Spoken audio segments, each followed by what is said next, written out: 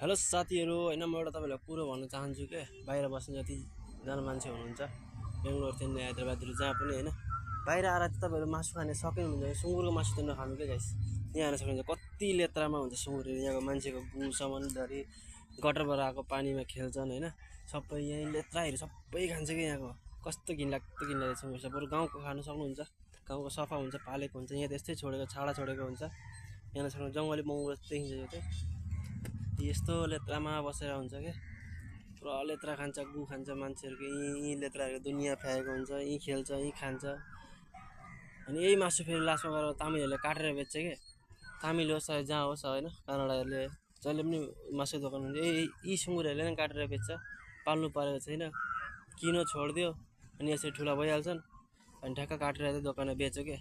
अनि खानेहरूको पनि फेरि कमी हुँदैन यस्तो थाहा पाए पनि देखि नेपाली नै बेसी हुन्छ फेरि खाने यी सब बाहिर मात्रै हेर्न सक्नुहुन्छ गाइस कस्तो लेत्रा छ। यस्ताका सुँगुरहरू खान्छ कि यो भिडियो चाहिँ सबैलाई सेयर गर्नु क्या बाहिर बस्ने जतिजना हुनुहुन्छ होइन तुझलाई पनि थाहा होस् जतिलाई थाहा हुँदैन होला सुँगुर राम्रै आउँछ भनेर खान्छन् होला तर यस्तो भएर आउँछ इस यहाँ हेर्न सक्नुहुन्छ इस सुँगुरको माउ यी बच्चा हुन् भर्खरका हेर्न सक्नुहुन्छ इस कस्तो घिनलाग्दो छ।